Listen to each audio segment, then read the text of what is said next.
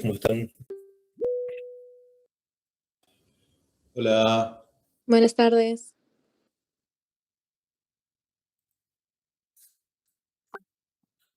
Mm, Muy bien. Alan, no sé si me estás escuchando. ¿Queda gente para aceptar todavía? Sí, ahí se está sumando gente. Ya en unos Bueno, bueno. minutitos, ahí mandé en el Sí, sí, grupo, sí, damos. unos minutitos ya comenzamos. Sí, sí, perfecto. Damos tiempo para que ingresen todos.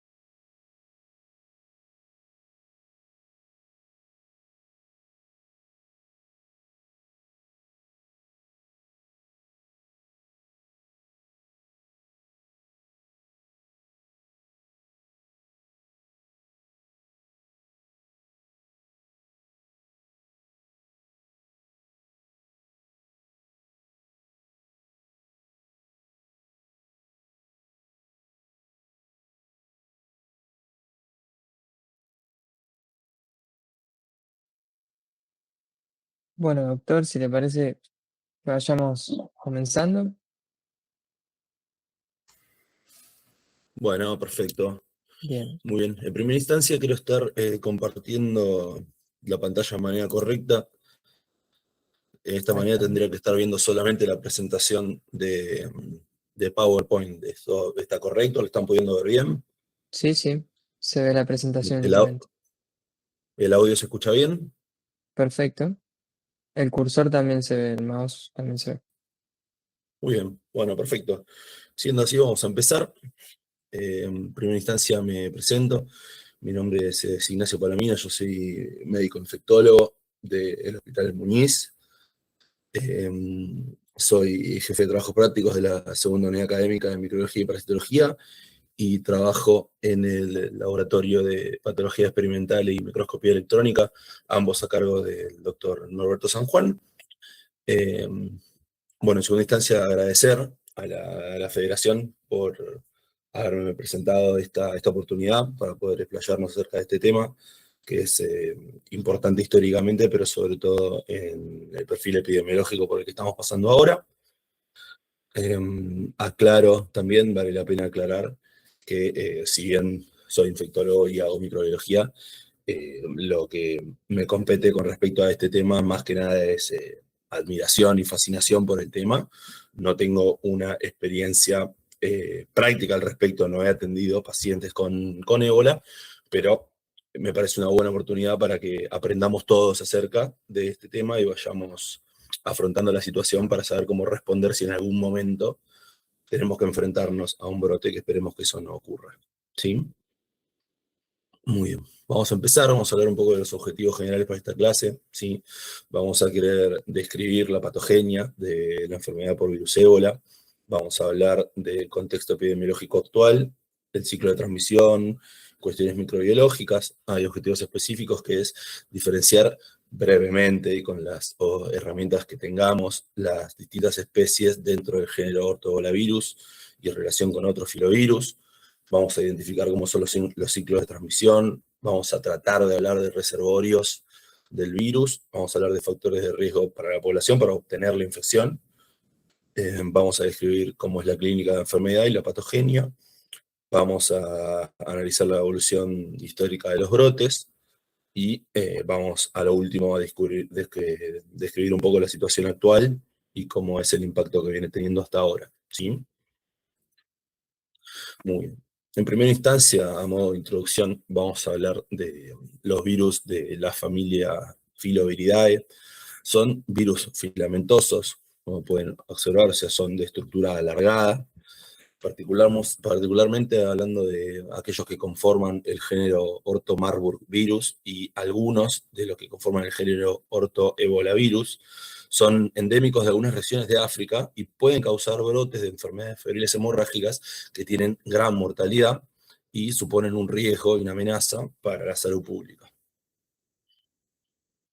Con respecto al virus Marburg, el primer caso registrado de una enfermedad febril hemorrágica causada por filovirus en humanos se dio en 1967 en las ciudades de Marburg y Frankfurt, en Alemania, y también en Belgrado, capital de entonces Yugoslavia, ahora es Serbia. Estos casos se dieron en el contexto de laboratorios que se encargaban de confeccionar vacunas para la poliomielitis. Eh, con este objetivo manipulaban tejidos de animales como riñones de primates no humanos para realizar cultivos celulares y así poder confeccionar stock viral para las vacunas. Los animales que utilizaban para esto eran monos verdes africanos, ¿sí? de la especie Chlorozeus aetiops, que fueron los responsables de transmitir este virus desde donde fueron capturados, que fue en Uganda, y de donde fueron transportados a estas tres localidades. Luego de haber sido erróneamente interpretados como un brote de una rickettsiosis, que también puede dar enfermedades febriles hemorrágicas, el virus fue aislado aproximadamente en unos 3 meses como un nuevo patógeno y se le dio el nombre de la ciudad donde había ocurrido el primer caso. ¿Sí? Como consecuencia de este brote hubo 31 casos con 7 muertes con una letalidad del 23%. Hubo un tiempo en el cual no se volvió a hablar de filovirus, un periodo más o menos de 8 años, luego del cual hubo un segundo caso que se dio en 1975 de un viajero que había nacido en Australia y se encontraba viajando por el continente africano, entre ellos en el país de Zimbabue, y empezó a tener síntomas al momento de llegar a Sudáfrica continuando su viaje y fue admitido en el hospital de Johannesburgo. El paciente falleció por esta patología y contagió a su compañera de viaje y a una enfermera de personal de salud del hospital donde estaba. Sí, se ve acá la mortalidad que fue un caso sobre 3, o sea, una mortalidad de 33%. Con el antecedente de lo que había pasado en la ciudad de Marburg, lo que se realizó es un aislamiento de los pacientes y un plan de contingencia de los contactos, y de esa manera se pudo detener el brote. Desde ese año hacia adelante, los brotes fueron salteándose con algunos periodos más prolongados y otros más cortos de tiempo, con poca cantidad de casos en cada uno, o por lo menos de pocos casos detectados. Sí, hubo casos en Kenia, sobre todo en Nairobi. Ahora vamos a hablar un poco de qué tiene que ver esta región con el origen de estos virus. ¿Sí?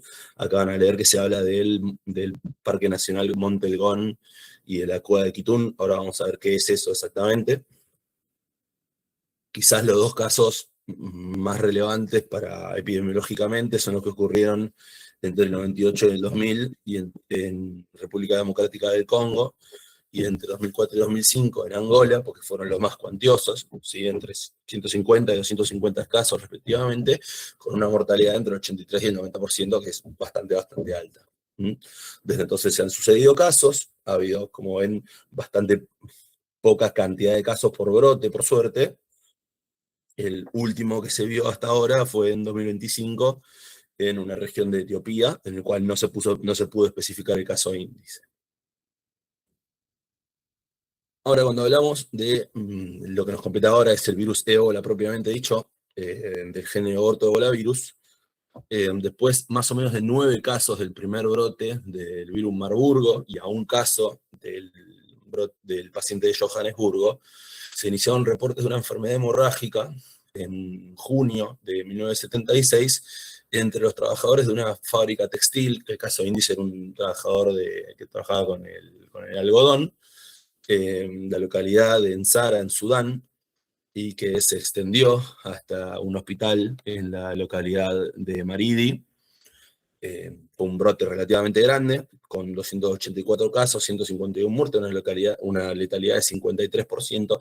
Este brote se prolongó más o menos durante unos 5 meses, y simultáneamente en la República Democrática del Congo, en ese momento llamado Zaire, en una misión hospitalaria en la localidad de Chambuku, que estaba al norte de la República Democrática del Congo, en la provincia de Iturri, se reportaron casos de otra enfermedad febril hemorrágica.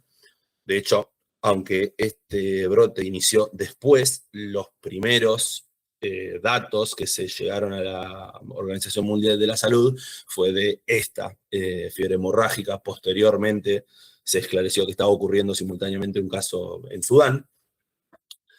En septiembre, un oficial de salud local acudió a la localidad, hizo un reporte acerca de una enfermedad misteriosa, así lo llamó, y se designó a un equipo de microbiólogos y epidemiólogos desde universidades de la ciudad de Kinshasa, que estaban encabezados por este hombre, Jacques Muyembe, que era un microbiólogo.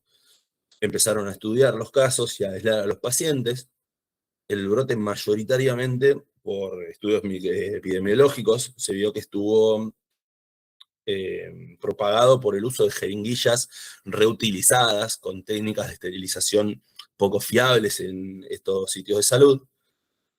Más o menos entre los últimos días de septiembre y la primera semana de octubre se estuvieron tomando muestras de estos pacientes, tanto sueros de los pacientes enfermos y convalecientes, como tejidos de necropsia de los pacientes fallecidos, sobre todo hígado, vaso y riñones. Particularmente una de estas pacientes, que era una paciente belga, por lo cual intervinieron servicios de salud de ese hospital y fueron enviadas muestras al laboratorio de Amberes en Bélgica, en el Instituto de Medicina Tropical. Ahí un equipo de trabajo de microbiólogos y otros científicos, encabezado por este hombre, Peter Payot, estuvieron haciendo estudios sobre directos y cultivos celulares, sobre todo en células de riñón de mono verde, a partir de las cuales observaron por microscopía electrónica un virión, o sea, una estructura viral, muy similar al virus Marburg. Cuando estos científicos dieron aviso a la Organización Mundial de la Salud de lo que habían encontrado, se puso el alerta internacional, se enviaron las muestras al CDC de los Estados Unidos en Atlanta y al Microbiological Research Establishment en el Reino Unido. Empezaron a hacer estudios simultáneamente y también aislaron estas partículas virales, ¿sí?, por microscopía electrónica, que correspondían en principio a filovirus, realizando posteriormente estudios serológicos comparando con el virus Marburg, diagnosticaron que se trataba de un virus distinto y que era un virus novel.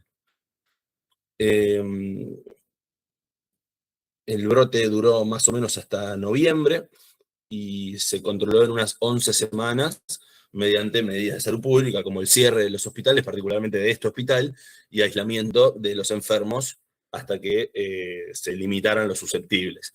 Esto definió una gran cantidad de muertes, 318 casos con 280 muertes, con una tasa de letalidad de 88%. Luego, en reuniones del año siguiente, empezó a utilizarse el virus ébola.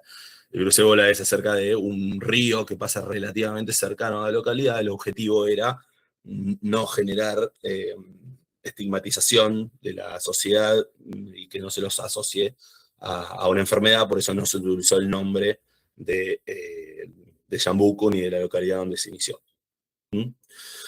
Desde ese caso, entre el 77 y 2013, se estuvieron registrando pequeños brotes, casi todos en esa región centroafricana, en la República Democrática del Congo, en la República del Congo, Sudán, Uganda.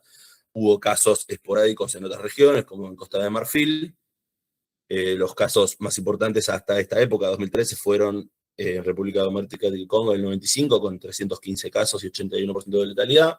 En Uganda en el 2000, 425, que era por la variante Sudán, ahora vamos a hablar.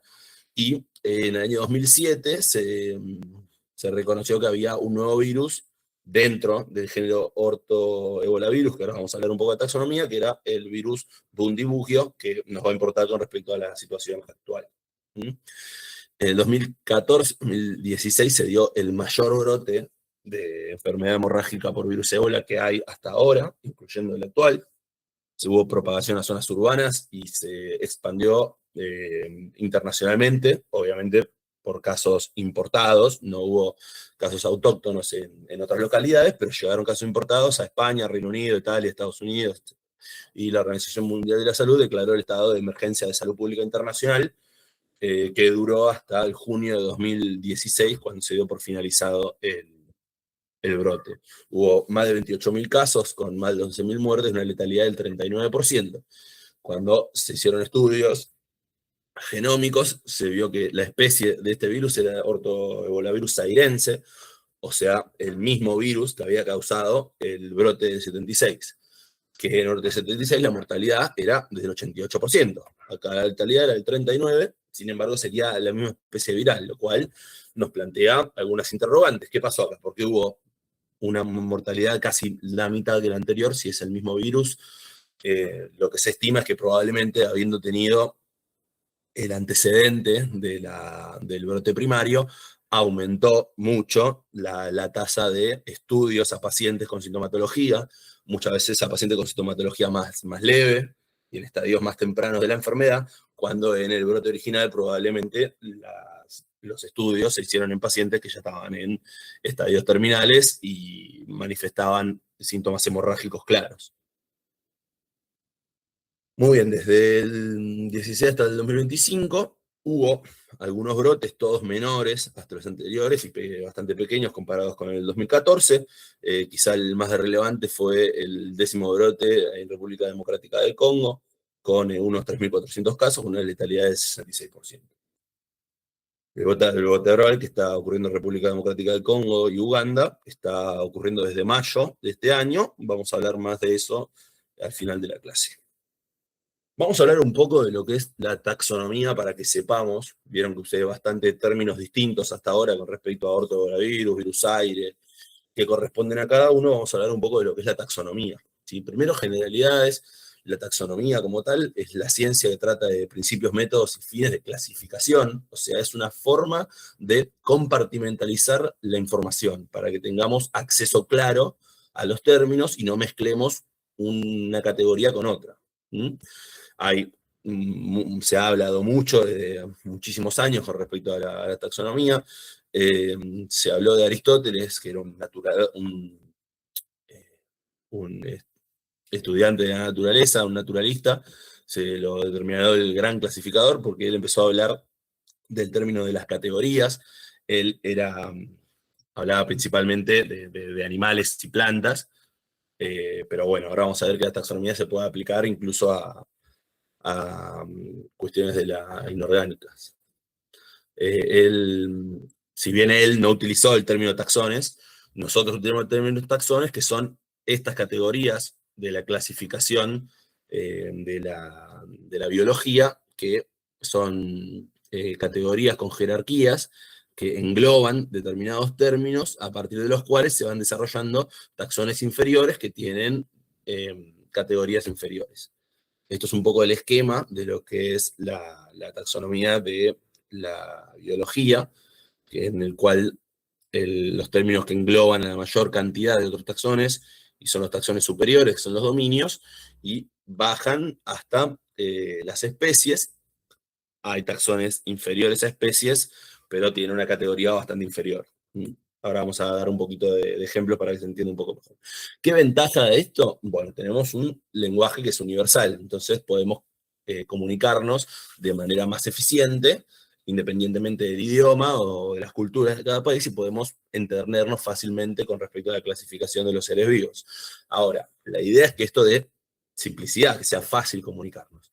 ¿Eso es así? Sí, es así, pero tenemos que encontrar la manera de que los términos sean de fácil adquisición. Por ende, si bien la clasificación es amplia desde dominio hasta especie, nombrar a un organismo con toda la cadena sería bastante engorroso, ¿sí? Para decir Escherichia coli, si nosotros quisiéramos hablar de toda esta clasificación, tendríamos que pasar por todos estos términos, lo cual se hace bastante tedioso, ¿sí? Si bien todo esto es muy, muy, muy posterior a Carl Linneo, en el 78, en la 10ª Systema Naturae, el que era un naturalista propiamente dicho, habló de la nomenclatura binomial, y desde entonces, y se mantiene hasta el día de hoy, la clasificación y sobre todo la nomenclatura de los seres vivos se hace por método binomial con dos términos. El primero corresponde al género, se escribe con mayúscula, el segundo pertenece a la especie, se escribe con minúscula y ambos se escriben en cursiva o en itálica, ¿sí? Eso se mantiene hasta el día de hoy. Entonces, con esta información, nosotros podemos referirnos a los seres vivos prácticamente de cualquier dominio y vamos a entendernos siempre, ¿sí? Dentro del dominio bacteria, el reino bacteria, podemos hablar, por ejemplo, de Escherichia coli. Dentro del dominio eucaria, en todos los reinos va a pasar lo mismo. El reino protozoa, podemos hablar de Trypanosoma cruzi, que es el agente etiológico de la enfermedad de Chagas-Massa. Dentro del reino fungi podemos hablar de Candida albicans, el microbiota del tracto digestivo del ser humano y causante de algunas enfermedades oportunistas. Del reino plantae, Erythrina cristagalli, que si no la conocen es la planta de la cual viene la flor del ceibo, que es la flor nacional. El del reino animal y el Homo sapiens. Todos estos términos son ampliamente conocidos y nos podemos comunicar fácilmente sin generar mayor discrepancia entre distintos profesionales. Ahora, ¿qué pasa con la taxonomía viral? La taxonomía viral es un poco más compleja, tiene algunas dicotomías que pueden complicar un poco la comunicación. En primera instancia, hasta ahora hablamos de taxonomía de seres vivos. ¿Los virus son seres vivos? Técnicamente no se los clasifica como seres vivos porque no respetan las dos condiciones principales de las células vivas y de los seres vivos, que son la reproducción y el metabolismo, ¿sí? Pero esto nos tenemos que preguntar, ¿importa si son o no son seres vivos con respecto a su taxonomía? Y en realidad no tanto, ¿sí? Porque en la mineralogía, la astronomía, la química, en la informática existen taxones, quizá no se llaman como tal, pero hay clasificación y divisiones jerárquicas con respecto a los términos. Por ende, que sean o sean vivos, no tendría que molestar con respecto a la taxonomía. Entonces, ¿cuál es el tema con la taxonomía viral?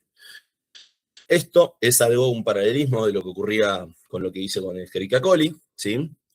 Entiendo que acá hay profesionales de salud, hay estudiantes y hay personas que no necesariamente tienen que ser estudiantes de ciencia de la salud, por eso algunas cosas les pueden sonar un poco más, un poco menos. Todo el primer renglón, probablemente, si no son filogenetistas, no les va a sonar demasiado. La familia Neumoviridae les puede sonar a los estudiantes de medicina. Ahora yo les hablo de ortoneumovirus hominis. Lo más probable es que no se les venga a la cabeza ningún virus en particular. Ahora, si yo hablo de virus incisional respiratorio, seguramente a más de uno le va a sonar.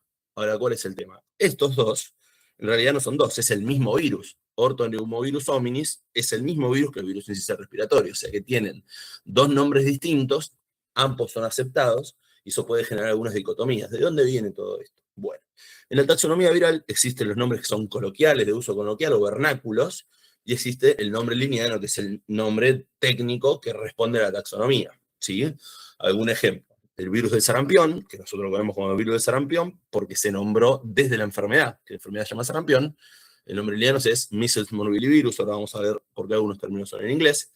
Nosotros conocemos al virus dengue como tal, y es muy raro, seguramente no nos suene a la mayoría, el término orthoflavivirus dengue. El virus de la rabia lo conocemos como tal, y Lisa virus rabies es muy poco probable que nos suene como tal. Entonces, ¿de dónde viene todo esto? Todo lo que corresponde a la taxonomía viral está regulado por el ICTB, ¿sí? Que es el Comité Internacional para la Taxonomía de los Virus, que es el que monitorea y va cambiando la nomenclatura. Entonces, esto no es algo estático. La taxonomía viral genera cambios constantemente. De hecho, hay charlas y reuniones plenarias generales cada 3 años, y de estas muchísimas otras, ¿sí? Hay reuniones de grupo de trabajo cada año, hay bienales a cada 6 meses, que van cambiando según los hallazgos nuevos para tener taxonomías siempre de la manera más efectiva que se pueda, ¿sí? De esto salgan, por ejemplo, los Masters Species List, que son las listas de especies nuevas que se van haciendo cada año, cada 3 años, dependiendo de las reuniones que se hagan. Refiriéndonos ahora con respecto a los filovirus, noten la comilla, porque no es el término que correspondería taxonómicamente hablando. Esto es un poco cómo fue la taxonomía de los filovirus a lo largo del tiempo. Acá tenemos esta dicotomía acá, que responde un poco a esta dicotomía que tenemos acá.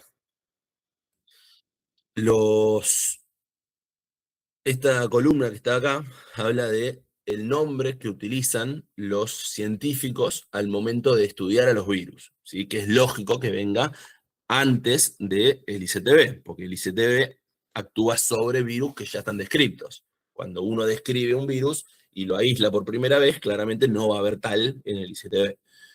Del 67, que recuerden que fue el primer caso del Marburgo, o del virus Marburg, hasta el 71, que no había habido segundo caso todavía, los científicos nombraron a este como virus Marburg o como Rhabdovirus simiae. Ahora vamos a ver al respecto.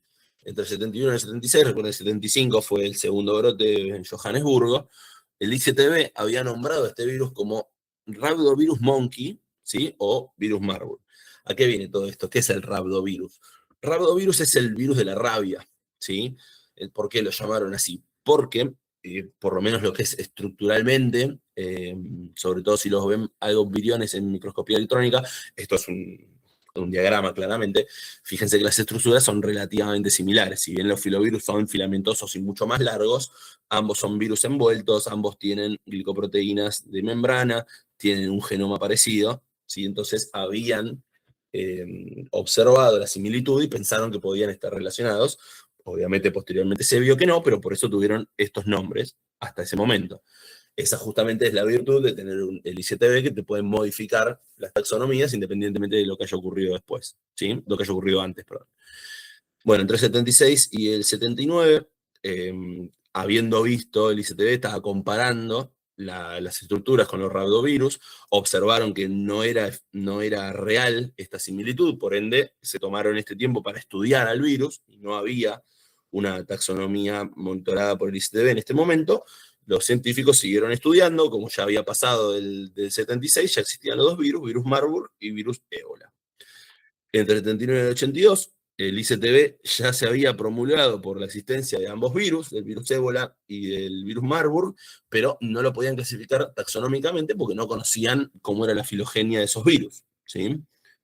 Esto siguió así hasta el 91, entre el 91 y el 95, ahí sí el ICTB se promulgó por estipular una familia de virus, ¿sí?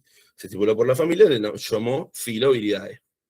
Y dentro de los filoviridae generó géneros, valga la redundancia. Estipuló géneros, ¿sí?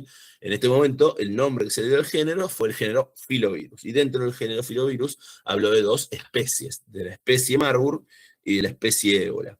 Y como el virus ébola había sido distinto genéticamente y clínica y epidemiológicamente, se había hablado de biotipos desde el lado del ICTB o de subtipos en el lado de los estudios de laboratorio. Se llamó biotipo Sudán, al que había causado el brote en junio, y el biotipo Zaire, el que había causado en República Democrática del Congo. Esto fue cambiando mucho por datos epidemiológicos que se iban sacando de los distintos brotes y por datos genéticos que se iban estudiando a medida que las herramientas moleculares se iban desarrollando. Ya para el 95-2000 se mantenía la estructura de familia Filoviridae y el género Filovirus, pero las especies ya habían empezado a cambiar. Ya se le había dado eh, la especie Marburg virus, ya se conocía, pero se le dio la clasificación de especie a lo que antes se llamaba biotipos. Entonces estaba la especie de Ebola Reston, la especie de Ebola Sudán y la especie de Ebola Zaire. El virus Reston ocurrió en una localidad de este nombre, que era en los Estados Unidos, por eso se le dio este nombre, aunque solamente se vio, esto también ocurrió en laboratorios que utilizaban los mismos monos verdes, los Rhesus, y los casos solamente se vieron en los monos, no hubo casos en seres humanos. Con respecto a esta clasificación, empezaron a haber diferencias entre lo que pasaba en el ICTB con la nomenclatura que se utilizaba en los laboratorios. Fíjense que los subtipos se mantenían del lado del laboratorio y seguía como un solo virus, que era el virus ébola, con distintos subtipos. A medida que fue pasando el tiempo, los géneros y los subtipos fueron cambiando. Lo importante de este periodo de tiempo es que ya se le dio a Marburg y a ébola el taxón de género. O sea, había un género Marburg, que anteriormente no, era solamente especies. Había un género Marburg y un género ébola virus. Nada más que en este momento se llamaban Marburg-like y ébola-like viruses. Y las especies de virus ébola seguían como tal, solamente que se agregó el de Costa de Marfil, que fue por un caso que se dio posteriormente a la clasificación anterior. Mientras que los científicos en su utilización diaria seguían hablando de subtipos. Entre el 2005 y el 2011 se mantenían las familias, se cambió el nombre de los géneros, ya no se llamó Marburg-like, sino que se llamó Marburg virus, el género, y ébola virus, el género de ébola. Las especies habían cambiado un poco de nombre, se empezó a hablar de diferencia entre el nombre de la especie viral y el nombre del virus propiamente dicho, que ahora vamos a hablar al respecto. Se le llamó Lake Victoria Marburg virus por un lago que está cercana a la localidad de Uganda, que posteriormente lo vamos a ver, y fueron cambiando los nombres, ¿sí? Pero se mantuvo el género como tal y las especies divididas, ¿sí? Muy bien, esto claramente no vamos a ahondar en detalle, esto es solamente para que tengan una idea de cuando se caracteriza tanto una familia como un género, como una especie, se tienen que dar valga la redundancia, determinantes de especiación o de familia que tienen que cumplir, ¿sí? Ya sean cosas epidemiológicas, microbiológicas o genéticas propiamente dichas, ¿sí? Bien. Dentro de la familia Filoviridae hay 8 géneros, que son para distintos huéspedes. Hay 3 géneros que su huésped principal son los peces, ¿sí? El Doblavirus, Estriovirus y Tanovirus. Hay filovirus de mamíferos, que es lo que nos compete a nosotros. Está el cuevavirus, que este se describió por primera vez en 2011, que se halló en una cueva que se llama Cueva de Loviu, que está en España, particularmente en Asturias, ¿sí? Se lo vio en murciélagos miniópteros o miniotéridos, que actualmente no se vio que haya habido spillover o que haya habido casos en seres humanos. Existe el género Dianlovirus, que hasta ahora solamente se lo vio en murciélagos terópteros y como hospedero accidental en primates no humanos. Los que nos competen a nosotros, que son el ortobolavirus y el ortomarburvirus, que son los que se ve que pueden hacer sintomatología en seres humanos, y otro género en reptiles que se llama tapiovirus y que no vio que haya habido cruce con otras especies. Esto es como está la taxonomía actualmente de estos virus, y vamos a ver que tenemos el nombre de las especies y el nombre de los virus. Todos los virus ébola como tal tienen el género ortoebolavirus y luego es el nombre de la especie que tienen. Entonces, por ejemplo, el, el ortoebolavirus bugioense es como se le llama taxonómicamente al virus Bundibugyo, que es el que está causando el brote actual. Ahora, ¿qué nos compete con esto y qué nos puede llamar la atención? Que acá hay una dicotomía importante. El ortoebolavirus zairense, que es el que causó el primer brote, el nombre del virus es ebolavirus, con todas estas manifestaciones anteriores, que es de dónde se aisló, cómo, cuándo, etc. Esto es lo que puede generar un poco de duda. Acá es donde hay que poner la diferencia y hablar de rigurosidad cuando estemos hablando de taxonomía y de microbiología. Si uno nombra al ebolavirus como tal, solamente se está refiriendo a este ebolavirus, al ortoebolavirus airense. Si uno habla de ebolavirus como tal, estaría dejando fuera todos los demás. Entonces, es importante tener en cuenta esta diferencia cuando hablemos de una cosa y de la otra. ¿Sí?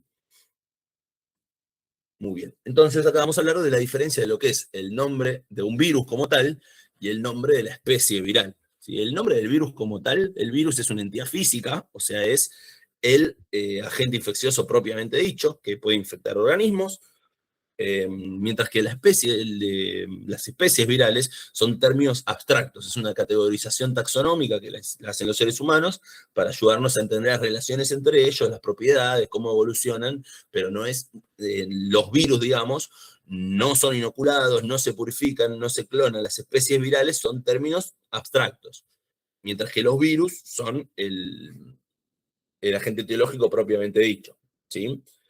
Em, el formato de los nombres de virus no está estandarizado por el ICTB y por ende puede haber cambios con respecto al idioma, a las regiones, puede haber cambios con respecto a las mismas, dentro del mismo país, incluso puede haber en distintas revistas científicas un nombre u otro, que obviamente serán parecidos, pero no necesariamente son el mismo porque no están regulados. Mientras que los nombres de las especies virales están estandarizados y están asignados a través de propuestas taxonómicas que tienen que ser ratificadas por el ICTB, o sea que las propuestas para cambiar los nombres de la taxonomía, todos los cambios que vimos de la taxonomía, fueron todos propuestos, fueron evaluados por los expertos del ICTB y después aprobados para poder ser llevados a cabo. Los nombres de los virus no tienen una forma particular de escribirse, se escriben en minúscula, salvo que se haya un nombre, por ejemplo, del lago Victoria, que vimos antes, que es un sustantivo propio por el nombre de un lago, generalmente se escribe todo en minúscula, no está escrito en itálica y se puede abreviar, como vemos acá. El nombre de la especie viral está escrito en itálica, el primer elemento es el género y va en mayúscula, el segundo es en minúscula, que es la especie, y no se puede abreviar. Entonces, es el ejemplo que vimos antes del dengue virus y del ortoflavivirus dengue. Esta vuelta a la denominación liniana de los virus, de hecho, es relativamente reciente. La reunión en la que indicaron que esto debía ser de esta manera de nuevo fue en el 2024. Así que esto cambia constantemente. Lo que nos lleva a el otro problema que tenemos con esta clasificación que nos puede llegar a causar dudas. Nosotros tenemos de la especie Ortho-Marburg-virus marburgense, que es el nombre de la especie, pero dentro de la especie podemos tener dos virus distintos, porque son virus distintos, tienen las similitudes suficientes para estar dentro de la misma especie, pero como individuos son distintos. ¿Por qué puede pasar esto? Acá algunas reglas generales de la taxonomía, ¿sí? Se ve, por ejemplo, que la diferencia de genomas, o sea, los cambios entre pares de bases de los genes, de los genomas de estos virus, la diferencia entre los distintos géneros, entre ortoebolavirus y ortomarburvirus, difieren más del 50% de los pares de bases, que es un número no despreciable. Hay unas reglas con respecto a cómo se definen las taxonomías, que definen una especie como una clase politética. Politética quiere decir que no tiene una característica que tiene que ser explícita para todos los miembros, sino que pueden tener distintas características en las cuales algunas estén asociadas y otros no. Y son virus que tienen un linaje replicativo, o sea que originalmente tienen que devenir de un ancestro en particular y ocupan un nicho ecológico particular. Los genomas de las distintas especies de ortobolavirus, Zaire, Reston, los que hablamos antes, difieren entre un 31 y un 42%, o sea, un número menor que la diferencia entre los géneros. Hay 5 linajes de ortobolavirus marburgense, que la diferencia entre ellos es mucho menor que la diferencia que hay entre especies. Es entre el 0, 0,0 no puede ser porque sería el mismo virus, 0,01, al 7,8, mientras que con la variante RAM había más de 21%. Entonces, teniendo en cuenta que el ICTB no es responsable de la clasificación por taxones inferiores a especie, o sea, todo lo que corresponde dentro de la misma especie a serotipos, genotipos, variantes, aislados, etcétera, etcétera, es competencia de los grupos de trabajo que están dentro del ICTB, pero no están dentro de lo que es el plenario de cada 3 años y depende de consideraciones de expertos. Entonces, por todo esto se propuso que dentro de la misma especie, que es Ortomarbovirus marburgensis, se reconozcan 2 virus distintos. Bien, vamos a hablar ahora un poco de los aspectos microbiológicos de estos virus. Vamos a ver generalidades de virología para que estemos hablando todo de lo mismo, ¿sí? Los virus son agentes que se los conocen como parásitos intracelulares obligados, ¿sí? Esto quiere decir, como nosotros hablamos previamente, de que los virus no son seres vivos, porque no tienen la maquinaria molecular para poder extraer energía, ¿sí? Ya sea por razones químicas o de manera autótrofa, y porque no pueden reproducirse por sí mismos. De hecho, uno no dice que los virus se reproducen, sino que replican. Y para replicar tienen que utilizar la maquinaria de las células a la que van a parasitar. Entonces, todos los virus tienen algo llamado ciclo de replicación, que es qué es lo que hacen los virus desde que llegan a una célula hasta poder replicarse, hacer viriones nuevos y salir de esta célula, ¿sí?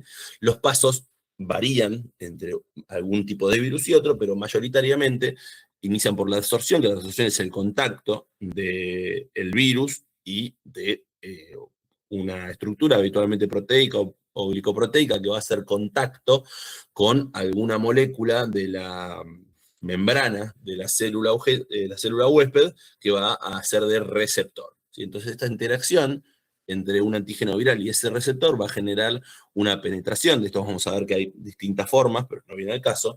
Ese virus penetra adentro de la célula, ya sea por una forma o por otra.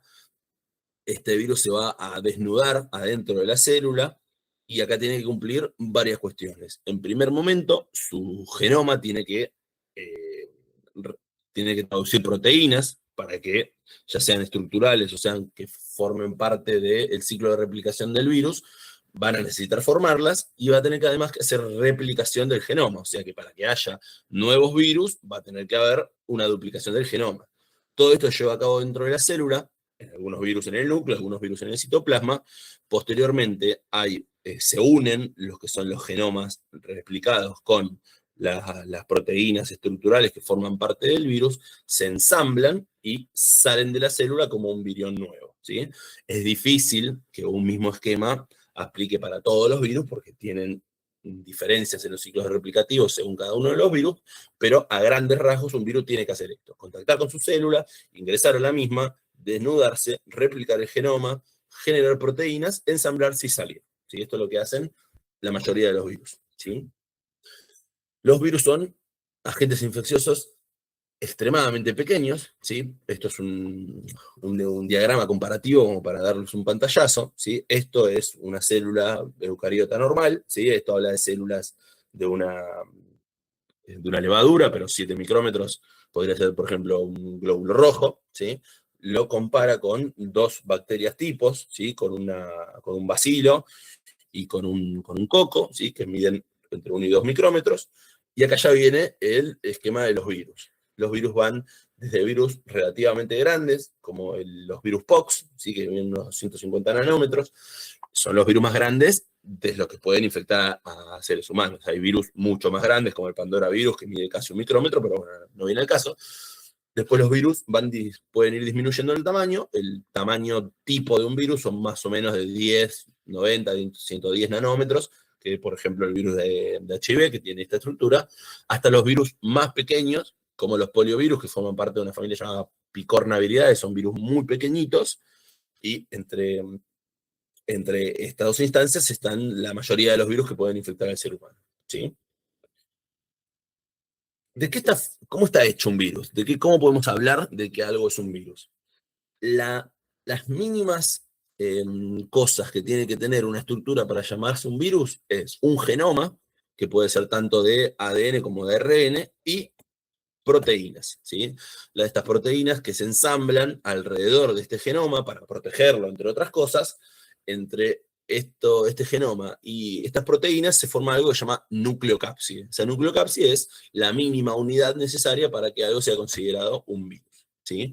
Cuando estos virus eh, eh, solamente tienen en su estructura proteínas estructurales, las proteínas de la nucleocápside y el genoma, y no tienen nada más por fuera, a esto se le llaman virus desnudos. Cuando estos virus, aparte de esa estructura del genoma y de las proteínas, están recubiertos por una bicapa lipídica que generalmente se desprende desde la membrana celular de la célula que parasitaron, algunas veces de sistemas de endomembranas, se llaman virus envueltos, o sea, virus que tienen el genoma adentro, tienen las proteínas de la cápside y por fuera tienen una envoltura. A eso se llaman virus envueltos. Cada uno de estos virus va a tener distintas características. Los virus envueltos son más resistentes al calor, son más resistentes a la desecación, se mantienen más en el ambiente. Los virus envueltos son más lábiles, son sensibles a los cambios de pH, a los cambios de temperatura, a los detergentes, etc. Eso va a modificar un poco las vías por las cuales se transmiten los virus. Con respecto a la morfología, según cómo es la forma de los virus y qué forma toman las proteínas virales alrededor del genoma, se pueden hablar de cápsides que son icosaédricas, o sea que se forman estas estructuras como poliédricas alrededor del genoma que está en el interior. ¿Sí? Se llama icosaédrica porque es un polígono, mejor dicho, un poliedro de 20 caras. Están las formas helicoidales, que es cuando las estructuras proteicas se polimerizan con un contacto muy íntimo con el genoma, con las hebras de ARN o de ADN, y fíjense que la estructura es similar a las hélices de los genomas, ¿sí? Eso se llama simetría helicoidal. Son como las dos simetrías tipo que se tiene generalmente en la virología, por lo menos en la virología humana. ¿Hay formas que no corresponden a estas? Sí, claro, existen lo que se llama simetrías complejas, ¿sí? Por ejemplo, esta es una simetría tipo de un bacteriófago. Los bacteriófagos son virus que parasitan bacterias. Fíjense que no está relacionado para nada, tiene esta estructura que es como poliédrica, tiene un tronco y unas estructuras proteicas más filamentosas, ¿sí? Esto es el virus de la rabia, que ya lo nombramos anteriormente, tiene forma de bala, ¿sí? Es un virus envuelto, que la cápside vendría a ser de forma helicoidal, pero tiene forma de bala, se lo conoce como tal. Hay muchos otros virus complejos, como no sé, los virus POX, tienen forma de ladrillo, etcétera, etcétera. Y cuando hablamos de la familia Filoviridae propiamente dicha, las características microbiológicas son estas. Son virus envueltos, son virus filamentosos, que no es una estructura habitual que los virus sean filamentosos, ¿sí? Son filamentosos porque tienen estructuras que pueden llegar a ser muy largas, ¿sí? Tienen un diámetro constante que es de 80 nanómetros, que es esta longitud desde un borde hasta el otro, pero desde un extremo al otro pueden llegar a longitudes mucho, mucho mayores, ¿sí? Que ya podríamos medirlas en micrómetros si quisieran. Estos virus no necesariamente se traduce el aumento de la longitud con su funcionalidad. De hecho, los picos de infectividad, o sea, los picos de actividad de los virus, se estudian por estudios in vitro en laboratorio, y se ve que entre 800 nanómetros para el Marburgo y 1200 para el ébola son los que tienen mayor actividad. O sea, no necesariamente entre más largos sean, mejor, ¿sí?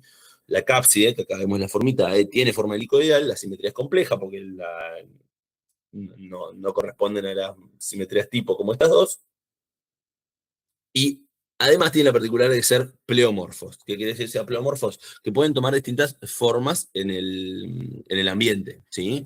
Pueden ser filamentosos como tales, pueden tener forma de rama, pueden tener formas circulares, pueden tener forma de coma, de punto y coma.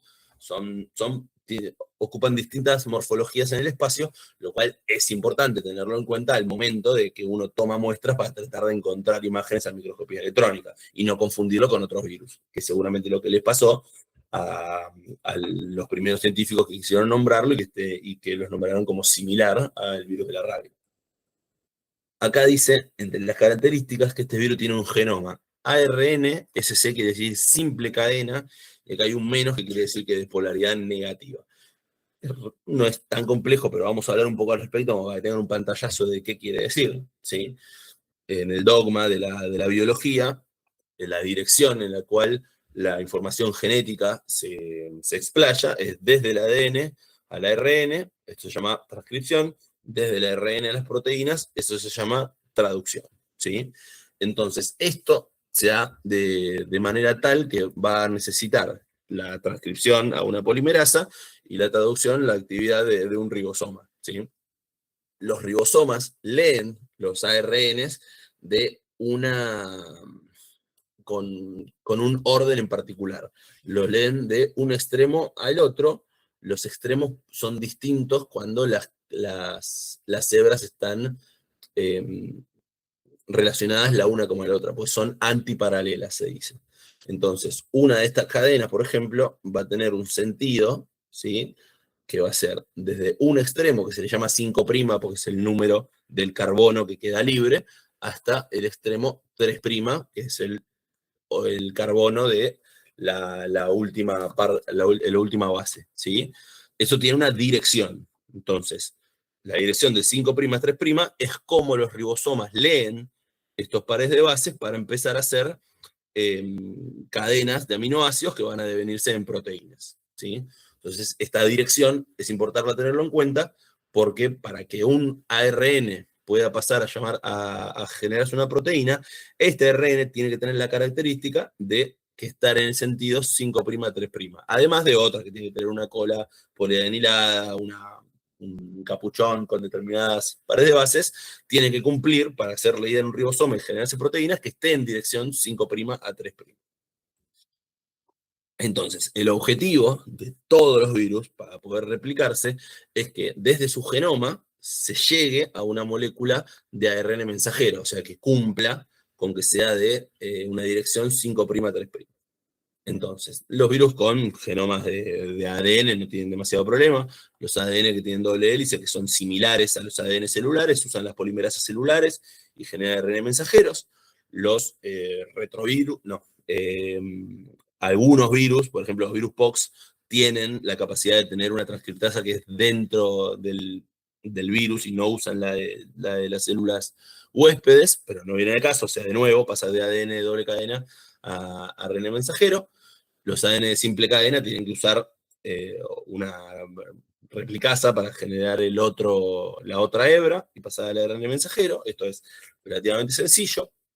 Los virus ARN que tienen simple cadena, acá viene la diferencia de lo que estamos hablando, ese mismo genoma puede actuar como ARN mensajero. ¿Por qué? Porque su genoma se lee, o sea, para poder generar proteínas, ese genoma se lee desde 5' a 3'.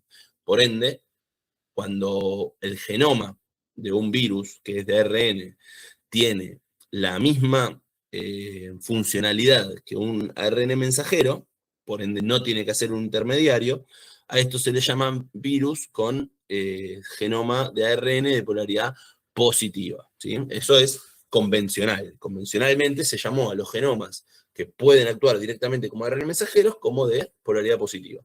Mientras que los virus que tienen genomas de polaridad negativa tienen que generar un intermediario replicativo para que actúe como ARN mensajero, ¿sí? Es relativamente complejo, pero es necesario saberlo porque el virus del que estamos hablando hoy cumple con esta condición, ¿sí? Entonces, de nuevo, los genomas de virales que pueden actuar como ARN mensajero se llaman de polaridad positiva. Los genomas de ARN que no pueden activar como ARN mensajero y necesitan un intermediario se llaman de polaridad negativa, ¿sí? Muy bien. Esta es la estructura del genoma de los ortogonavirus. Van a ver que tienen genes que codifican para distintas proteínas, ¿sí? De 3' a 5', porque es un virus de ARN de polaridad negativa. Tenemos los genes NP que codifican para la nucleoproteína, ¿sí? BP35, BP40, BP quiere decir viral protein, o sea, proteína viral. Este gen, que es el GGP, que es el que va a codificar para la glucoproteína o glicoproteína, esta proteína que es la que se ve acá sobre la membrana del virus, es la que va a actuar como conexión con el receptor celular para poder ingresar a las células huésped, por ende es muy importante. Además de generar la glicoproteína propiamente dicho, va a generar eh, como pequeños pedacitos de esa glicoproteína, que son glicoproteínas solubles, vamos a ver que esas glicoproteínas solubles van a servir para algo. Básicamente son estas glicoproteínas, pero que en vez de estar clavadas, ¿sí?, o ancladas a la membrana, son solubles y pueden liberarse en el suero del paciente, ¿sí? Y los genes L, que vienen desde el gen L, codifican para la polimerasa. Entonces, ¿por qué fue importante todo esto que yo les dije con cómo son los genomas de los virus? Porque los virus que tienen genoma de ARN de polaridad positiva utilizan las polimerasas de la célula.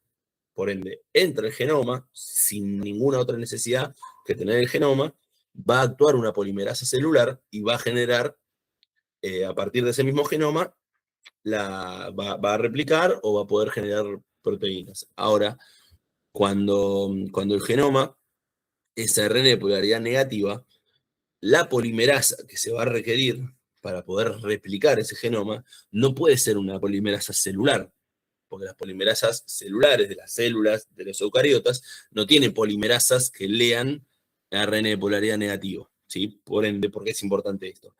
Porque la polimerasa viral tiene que estar adentro de la estructura del virión, o sea que la polimerasa es una proteína estructural de virión, y acá la pueden ver que está dentro de la estructura del virión, ¿sí?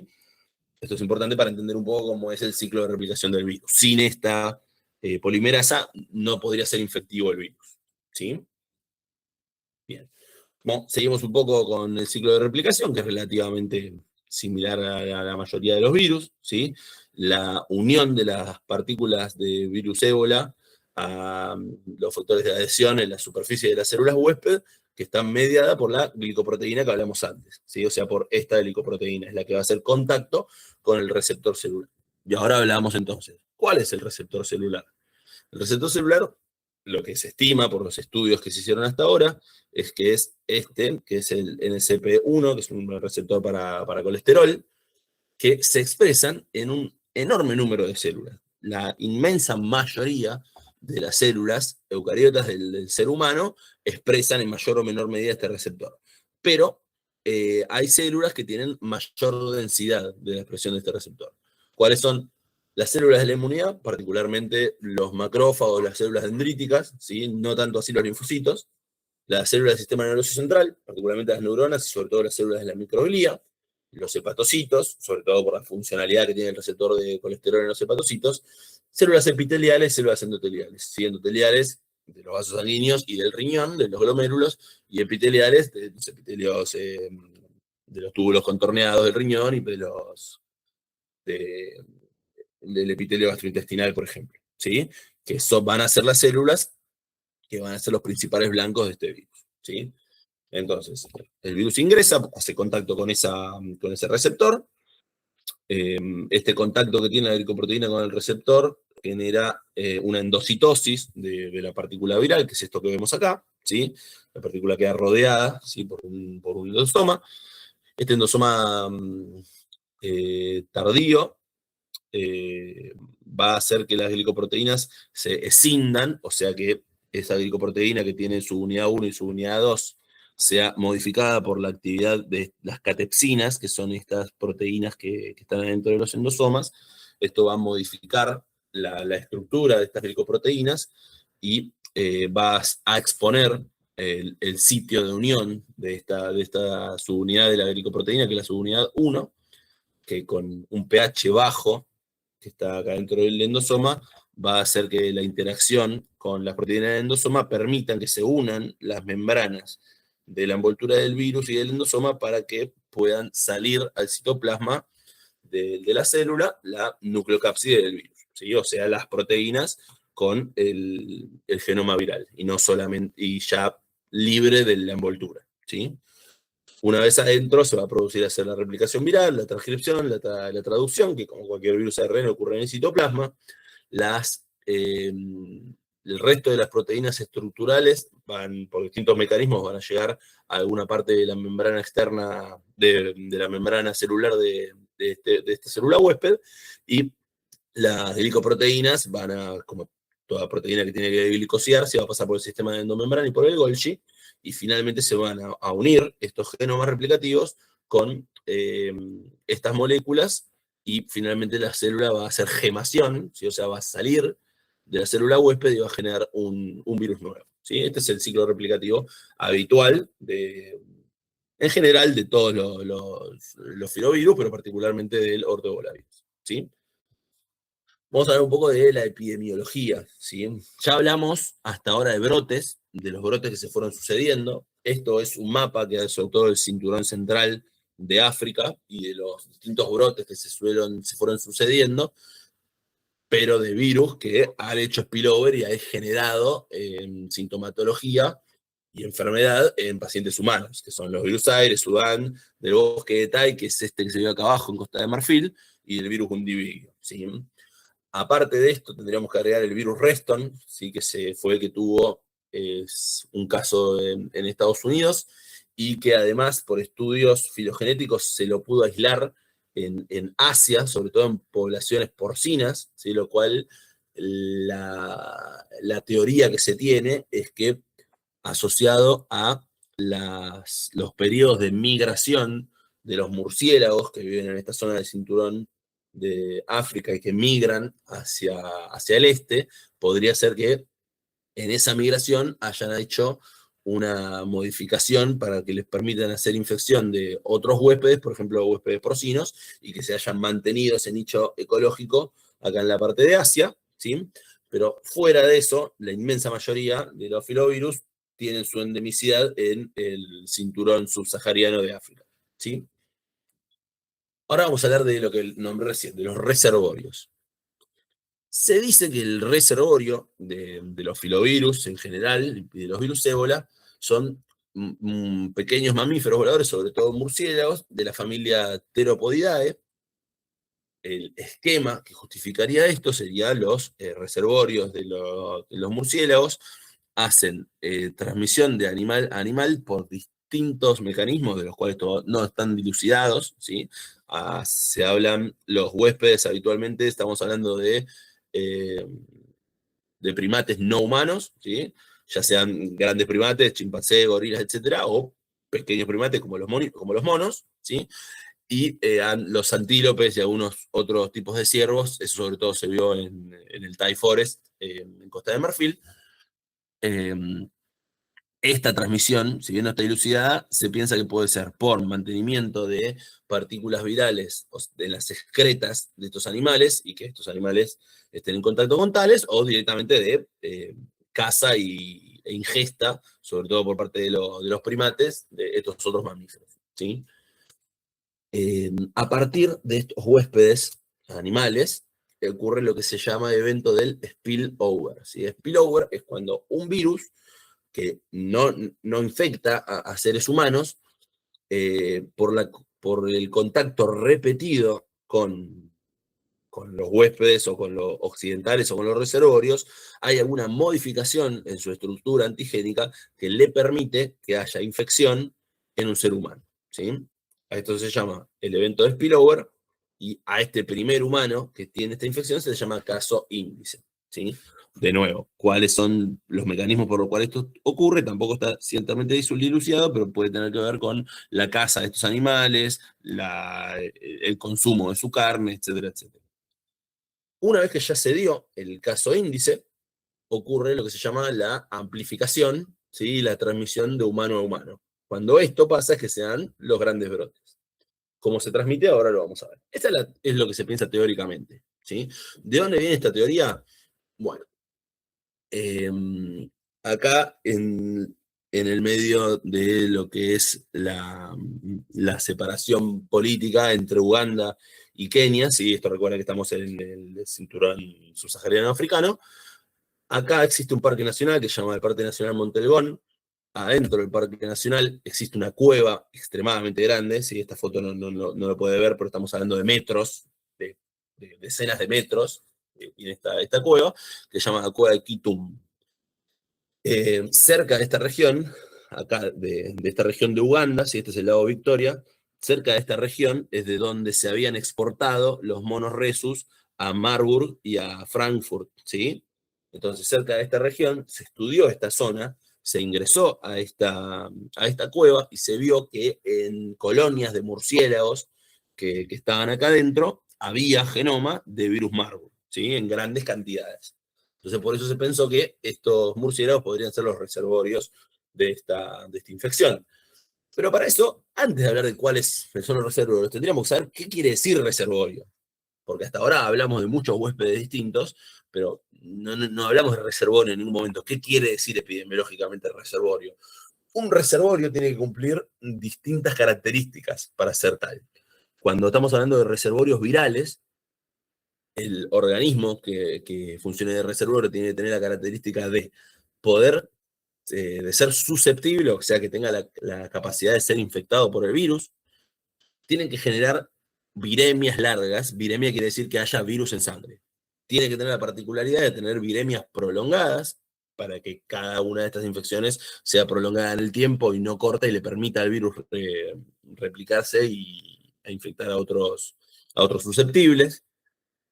La enfermedad, si bien puede generarse en el reservorio, no necesariamente tiene que ser inmune a sus síntomas, pero tiene que tener baja letalidad. Si un huésped es infectado por un virus y rápidamente muere, difícilmente le permita al virus mantenerse en una población, ¿sí? Entonces tiene que tener esas características, ser susceptible, tener viremia prolongada y ser de letalidad baja, ¿sí? Entonces, hay todas unas estipulaciones con respecto a cómo funciona la ecología de un reservorio. ¿Qué es un reservorio? Un reservorio es una población sola de organismos que pueden funcionar, o hay una función comunitaria, hay una interacción entre esta población específica y otros huéspedes que pueden funcionar de huéspedes accidentales y su interacción entre uno y la otra. ¿Importa o no importa el tamaño de las poblaciones que pueden ser reservorios? Es lo mismo un reservorio con una población de 200 ejemplares que una población de 20.000 ejemplares. Para asegurar que los virus aislados de estos organismos sean reservorios, tenemos que hablar de la filogenia, que es el estudio de los genomas y de las líneas evolutivas de los virus, para saber que todos estos individuos dentro de una población a la cual se encontró el virus, estemos hablando de un virus que se haya originado desde un mismo progenitor, digamos, ¿sí? Porque si estamos hablando de virus que no se originaron del mismo progenitor, no podemos asegurar que no haya habido distintas infecciones por distintos huéspedes y que por ende no podríamos hablar de reservorio. Serían simplemente animales que se hayan infectado en distintas ocasiones por distintas oportunidades, ¿sí? Esto, si bien no habla de virus ébola propiamente dicho, habla de otro virus que ataca principalmente a caballos, habla de una cadena jerárquica de condiciones habilitantes, epidemiológicas y ecológicas para que se pueda hablar de reservorios, ¿sí? Primero, cómo es la distribución de esta población, cómo es la dinámica de la eliminación de viriones viables en sus excretas, cómo es la supervivencia de este virus en el ambiente en el que están, ¿sí? Recordemos que los virus de filovirus son virus envueltos, ¿sí? Así que para mantenerse tendrían que estar en nichos ecológicos donde no sufran de grandes temperaturas ni de desecación, porque terminarían eliminándose, ¿sí? Eh, cómo sobrevive el patógeno en el ambiente, ya lo hablamos. El fenómeno de spillover, acá estamos hablando de caballos porque estamos hablando de este virus. Si fuera el ébola, acá tendríamos que hablar de primates no humanos, ¿sí? Eh, cómo cómo maneja estos segundos huéspedes la interacción con el virus, cómo es el comportamiento de estos huéspedes, se comportan en manadas, son nómadas, están en una temporada, en la otra no, ¿sí? Y sobre todo, qué tan susceptibles son los huéspedes a este virus. Todas estas interrelaciones complejas habilitan condiciones tal para llamar a algo, o sea, llamar a una población como reservorio de un virus. Todo esto ocurre con los filovirus y los murciélagos. Y según la evidencia, no tanto, ¿sí? Hubo estudios, sobre todo en los primeros casos, en los primeros brotes, más cerca del 2000, no en el 76, donde se hicieron estudios de campo secuenciando los genomas y buscando genomas de virus en la población animal de la región, ¿sí? Particularmente, que hizo estudios desde el 2001 al 2005, estudió más de 1000 animales, y entre ellos casi 700 murciélagos, y se estudió a través de PCR y de serología si había anticuerpos y genomas de estos virus respectivamente, ¿sí? Dentro de los murciélagos, como nosotros estamos hablando de los murciélagos frugívoros, que son lo que podrían llegar a ser reservorios, 16 de los 192 tenían estudios serológicos reactivos y 17 tenían PCRs detectables, ya sea en sangre o en órganos, ¿sí? Lo importante es que estos 16 y estos 17 no son el mismo individuo. El mismo individuo no tenía anticuerpos y genoma al mismo tiempo, sino que pareciera que los que, los que tuvieran los anticuerpos ya habían eliminado el genoma del virus de dentro de su cuerpo. Por ende, podemos hablar de un control de infección. Hablar de una viremia prolongada sería más difícil si en la misma colonia de animales hay ejemplares que tienen PCR detectable y sin embargo el resto de la población no se hizo un gran brote. Tendríamos que hablar eh, de individuos que pueden controlar la infección, y una vez que está controlada, la viremia se detiene, se elimina, ¿sí?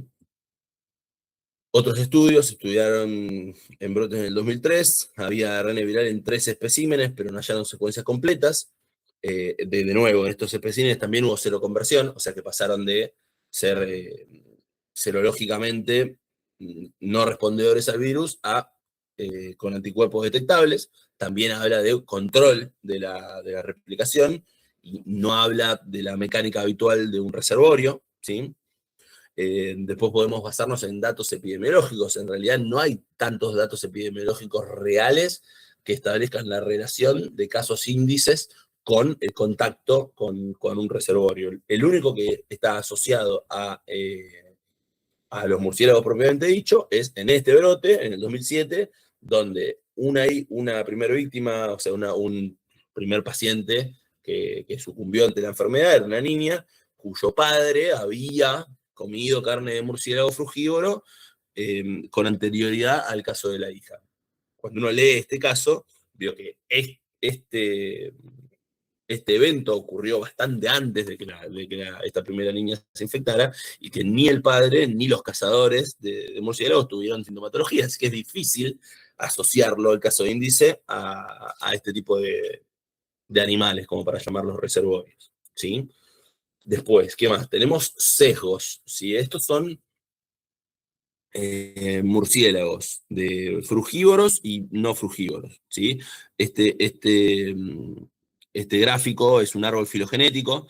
Estas barras hablan de la riqueza de especies entre cada uno de estos individuos, y esto habla de escala logarítmica de la cantidad de estudios que se hicieron para los genomas virales en estas especies. Fíjense la cantidad de estudios que se hicieron para encontrar los genomas de estos virus en estas especies, y qué pocos estudios se hicieron para encontrar los virus en otras especies, ¿sí? Esto corresponde a un sesgo, ¿sí? Es un sesgo de las tomas de muestra. Entonces, es correcto decir que los murciélagos frugívoros son reservorios porque se han encontrado genomas en bastantes oportunidades, y en realidad es relativo, porque si se realizaron pocos estudios en otras especies, no podemos asegurar eso, es un sesgo. Entonces, ¿para qué vamos con todo esto? Que en realidad, para poder asociar estos virus con un reservorio, requiere mayor investigación. No hay datos suficientes para asociar el reservorio de este virus a los murciélagos frugívoros, ¿sí? Bien, hablamos un poco de transmisión, ¿sí? Explicamos que era el spillover, en principio es desconocido, ¿sí? Se teoriza que el consumo de carne de animal reservorio o el huésped de amplificación podría llegar a generar este spillover, el contacto con las excretas, y esto que no hablamos, que es de exposición ocupacional, ¿sí? Estar en contacto con viriones viables en condiciones de laboratorio puede llegar a ser una forma de spillover. Vale aclarar que este virus, que es un virus extremadamente peligroso y bastante contagioso, está bajo clasificación de bioseguridad 4 en los laboratorios. O sea que para manipular sustancias que puedan estar asociadas a este virus se tiene que cumplir con ciertos regímenes de cuidado en el laboratorio que son los más amplios de los cuales hay, ¿sí?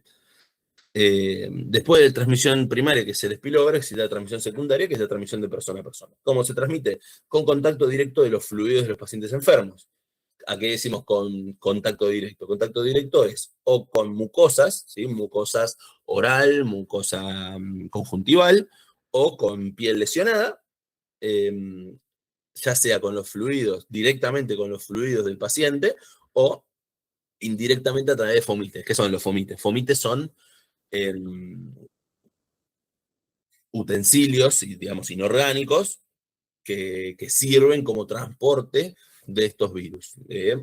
Lo típico de habla es de material de trabajo en los hospitales, ¿sí? Por ejemplo, jeringas, agujas, eh, material de quirófano, ¿sí? A eso se llama fomites. En algunos estudios microbiológicos que se hicieron in vitro para ver este virus a temperaturas controladas y a condiciones de humedad controladas, puede mantenerse durante días asociado a fomites. Digamos, además, por más de que sea un virus desnudo. Perdón, por más de que sea un virus envuelto. ¿Sí? Esto justificaría todo lo que pasó en el primer brote, que la inmensa mayoría de los casos tenía que ver con ese tipo de contacto. ¿Qué es más frecuente? ¿La transmisión de persona a persona por contacto con enfermos o fomites o de otra forma? Depende de cuál fue el brote y de cómo fue en cada brote. ¿Sí? Este paper lo que hizo fue un metaanálisis estudiando cómo fue la mecánica de transmisión en cada uno de los brotes y se vio, por ejemplo, que en el primer brote de 1976 la inmensa mayoría de los casos de transmisión persona a persona se vio por utilización inadecuada de material de laboratorio, sobre todo en este complejo que vimos médico en la provincia de República Democrática del Congo. ¿Sí? Menos del 5% se vio que de los rastreados asociaron el contagio con contacto de persona a persona. ¿Sí? En cambio, en el brote más grande que hubo en el 2000, entre 2014 y el 16, el 74% de la transmisión tenía que ver con contactos con familiares, sobre todo de las personas que le prestaban atención a los enfermos y le daban cuidado en sus casas. Y sí, mientras que la transmisión por dentro de los hospitales y que se pudo juzgar que era a través de fomite fue mucho menor. ¿Sí? Hay un metaanálisis, que es este que tenemos acá abajo, que lo que estudió es las posibilidades y el riesgo de contagio de la transmisión persona a persona según qué tipo de contacto tenían estas personas con el caso índice de esta persona. ¿Sí? Entonces se hicieron estudios, se tomó en cuenta el SAR, que es el Secondary Attack Rate, que es una tasa modificador de salud que se calcula como el número de casos secundarios, o sea, que no cuenta casos spillover índice, dividido el número total de contactos susceptibles con estos casos, ¿sí? O sea, el número de pacientes enfermos con el número de contactos de esos pacientes, ¿sí? Y lo que se vio es que el principal determinante de eso es el contacto directo, ¿sí? Fíjense, el estimado de la secondary attack rate en pacientes que tuvieron contacto directo en todos estos estudios fue mayor a 2,5, ¿sí? Mientras que en los estudios de los contactos de los pacientes que no hayan tenido contacto directo es muchísimo menor. ¿Sí? Entonces, el principal determinante es el contacto directo. Particularmente, se estudió y son los que eh, tuvieron, le prestaron atención médica, si se quiere, a sus familiares, ¿sí? O sea, los ayudaron cuando tenían vómitos, los limpiaban cuando habían tenido diarrea, ¿sí? Cuando curaban sus heridas, curaban sus sangrados. Ese tipo de contacto es el que es mayor determinante de que haya contagio, ¿sí?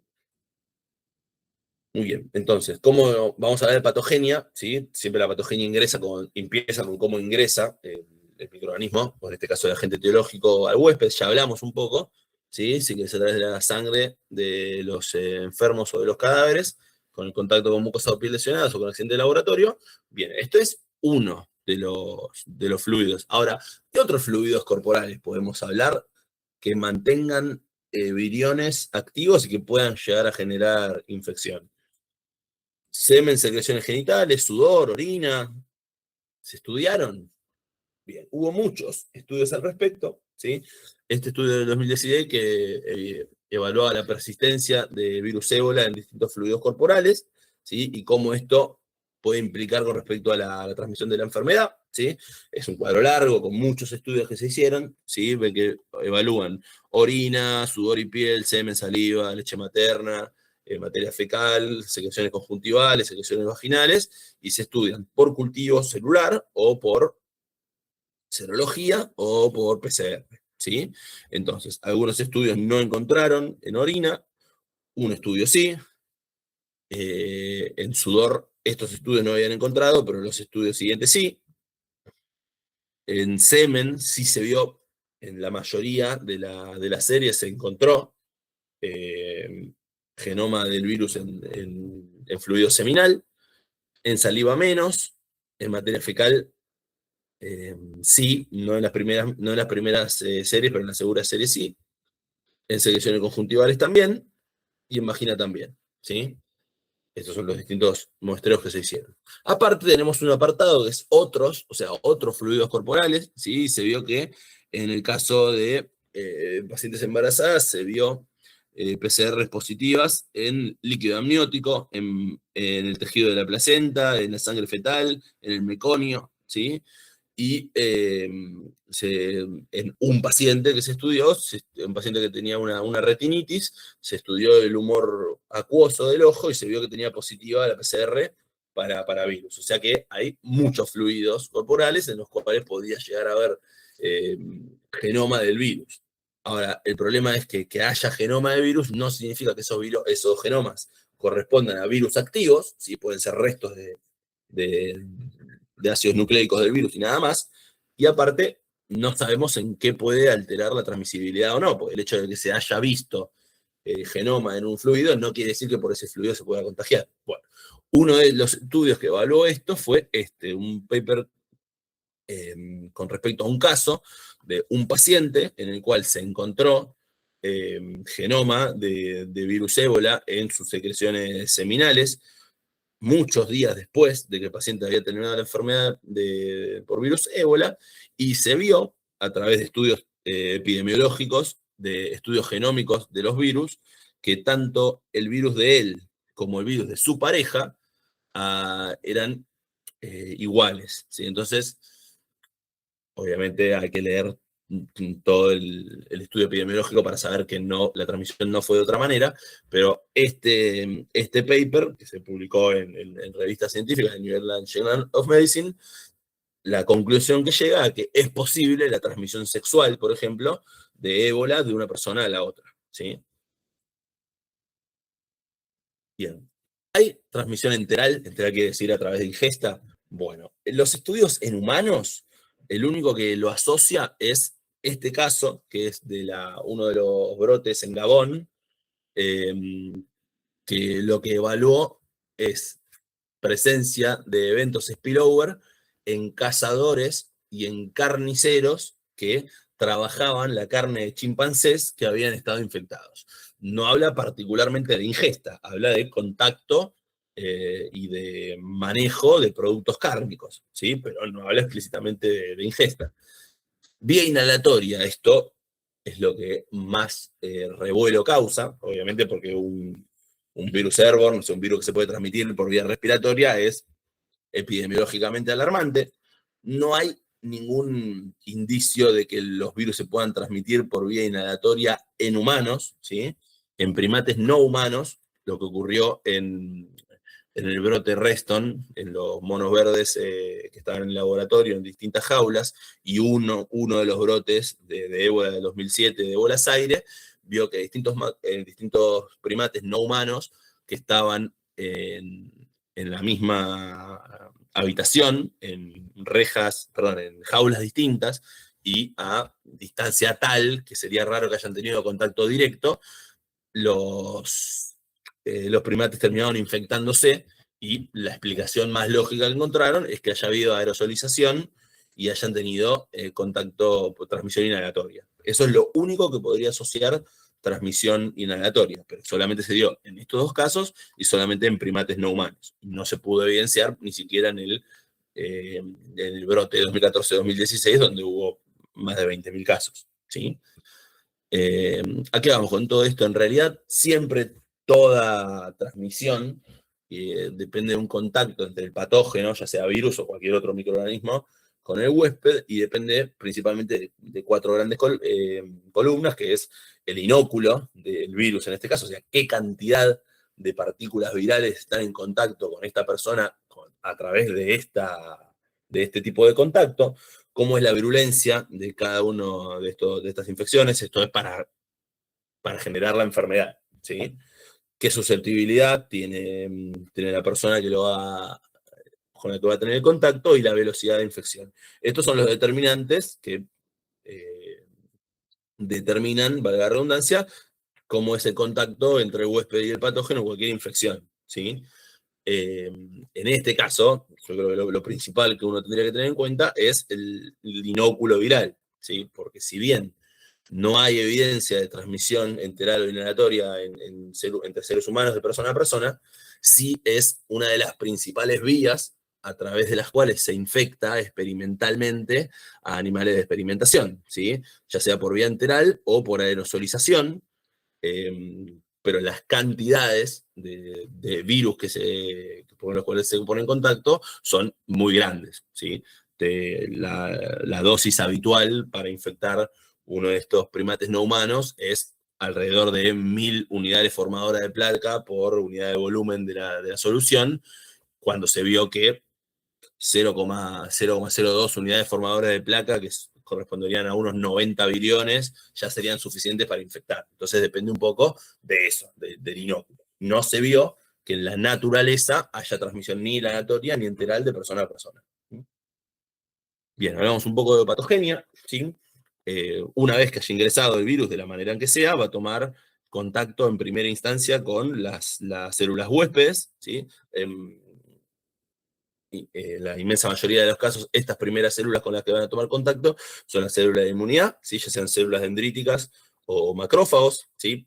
El virus, para evitar que el sistema inmune lo elimine y haga clearance directamente, tiene algunos factores de patogenicidad, como las proteínas virales 24 y 35, que inhiben las señales y la producción de interferón, que es un intermediario necesario para las vías inflamatorias antivirales.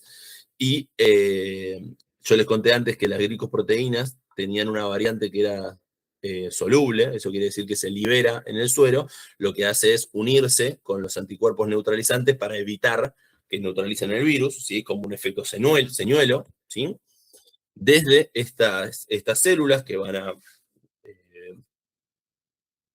a diseminar en el huésped, ¿sí? La infección misma de estas células van a generar la liberación, sobre todo por macrófagos activados, de citoquinas y quimiosinas inflamatorias y de factores solubles inflamatorios como el óxido nítrico, ¿sí? Esto va a generar reclutamiento de mayor cantidad de células de la inmunidad, o sea que va a aumentar la cantidad de células susceptibles a la infección. Esto genera diseminación por el organismo y que llegue a distintos tejidos. Y el contacto que tiene estas citoquinas inflamatorias con otras células de la inmunidad, como los linfocitos, en las cuales no generan, en la mayoría de los casos, infección productiva, pero en los linfocitos lo que generan es, a través de estos factores inflamatorios, ¿sí? Como el ligando, el inductor de apoptosis relacionado al TNF, que se le llama TRAIL, el óxido nítrico, o directamente desde partes de las proteínas, de las glicoproteínas, que es un motivo inmunosupresor, pueden generar apoptosis en los linfocitos, y esta apoptosis puede ser significativa, y puede haber una caída importante del número de linfocitos en el suelo del paciente, ¿sí? En segunda instancia, hablamos del daño a los vasos sanguíneos. Recuerden que es una fiebre hemorrágica. El daño directo en el endotelio, o sea, daño a la célula endotelial y generar ruptura de la célula endotelial, ocasionalmente se ve en primates no humanos, pero es raro verlo en humanos, ¿sí? Pareciera que la mayor causa de los sangrados en el ser humano no es el daño a la célula endotelial propiamente dicho, sino otros que vamos a ver ahora a continuación, ¿sí?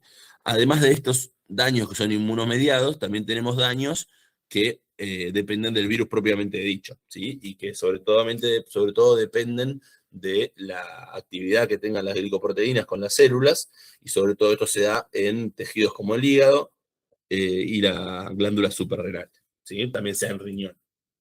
En estos tejidos, por ejemplo, en el hepatocito, lo que generan es áreas de necrosis, generan vacuolización de las células como efectos citopáticos, cuerpos de inclusión virales.